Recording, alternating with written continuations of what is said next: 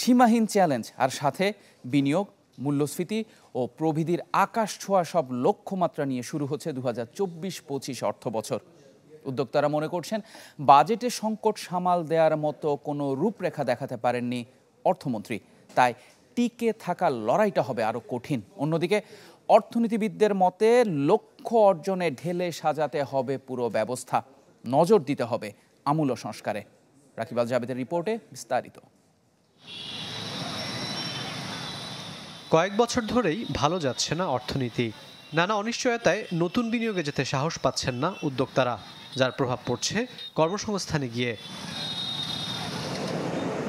অন্যদিকে অবকাঠামো, গ্যাস, বিদ্যুতের ঘাটতিতে উৎপাদন কমেছে কারখানাগুলোয়।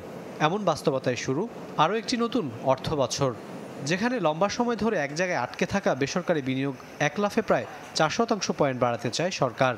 এফবিসিসিআইয়ের সাবেক সভাপতি মীর নাসির হোসেন মনে করেন, চলমান সংকট মোকাবেলা করে সম্ভব হবে না এই অর্জন। বিনিয়োগ নতুন করে কি করব?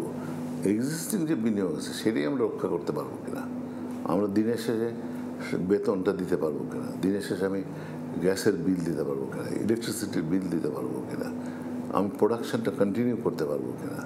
ব্যাংকে যদি সুদের আমি না দিতে পারি, স্টার্ট আপ হয়ে যায়, তখন আমি ব্যবসাই করতে পারবো না। তো এই পরিস্থিতিতে আমরা তো নতুন বিনিয়োগের কথা তো চিন্তাই করছি না। সংকট সামাল দেওয়ার এই অর্থ বছরে এমনিতেই বাজেটের আকার তুলনামূলক ছোট রাখতে হয়েছে অর্থমন্ত্রীকে। যতটুকু বেড়েছে তার প্রায় পুরোটাই চলে গেছে ঋণের দায়, ভর্তুকি আর বেতন ভাতার মতো অনুন্নয়ন খাতে। ফলে এই বরাদ্দ দিয়ে আগামী এক বছরে কিভাবে অর্জিত হবে 7.5% প্রবৃদ্ধি, সেই প্রশ্ন অর্থনীতিবিদ দেবপ্রিয় ভট্টাচার্যের। নগদের কাছে সব গ্রাহকই প্রিয়, তাই তো সারা দেশে ক্যাশ আউট চার্জ সবচেয়ে কম। পুরো বাজেটীয় কাঠামোর আর্থিক শৃঙ্খলা বলে এই মুহূর্তে কিছু নেই, সেহেতু আগামী বছর এই বাজেটীয় লক্ষ্যমাত্রাগুলো, প্রাক্কলনগুলো আমার যে অর্থায়ন অথবা আমার যে বরাদ্দকে নির্দিষ্ট করবে, এর কোনো বিশ্বাস আমরা রাখতে পারছি না। কথা এবং কাজের ভিতরে সরকারের বড় ধরনের পার্থক্য রয়েছে এবং এর ফলে সরকারের প্রতি আস্থাহীনতার সংকট সৃষ্টি হয়েছে। গেল 2 বছর ধরে গড় মূল্যস্ফীতি প্রায় 10%, যার ফলে বিপাকে পড়েছেন নিম্নবিত্ত, মধ্যবিত্ত, এমনকি উচ্চ মধ্যবিত্তরাও। বাজেটের আগে এ বিষয়ে উদ্যোগের প্রত্যাশা থাকলেও দেখা যায়নি তেমন কোনো নতুনত্ব। তবু অর্থমন্ত্রী সাহস করেছেন আগামী এক বছরে এই হার 6.5% নামানোর। অর্থনীতিবিদ মোস্তাফিজুর রহমানের মতে এই লক্ষ্য বাস্তবায়নে ঢেলে সাজাতে হবে বাজার ব্যবস্থাপনা এবং চলমান পদ্ধতিকে। মূল্যস্ফীতি 7.5%-এ নামিয়ে নিয়ে আসা হবে।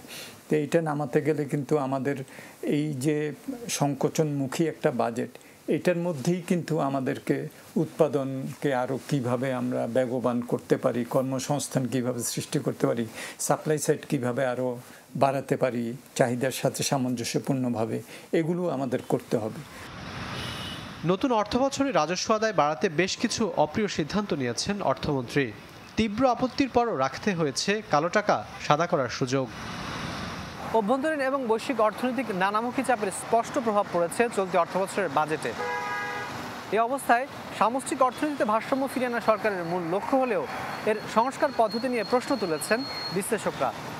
তাই কেবল ঘোষণায় সীমাবদ্ধ না থেকে কার্যকরী পদক্ষেপের আহ্বান জানিয়েছেন অর্থনীতিবিদরা। রাকিব আল জাবেদ, চ্যানেল 24, ঢাকা।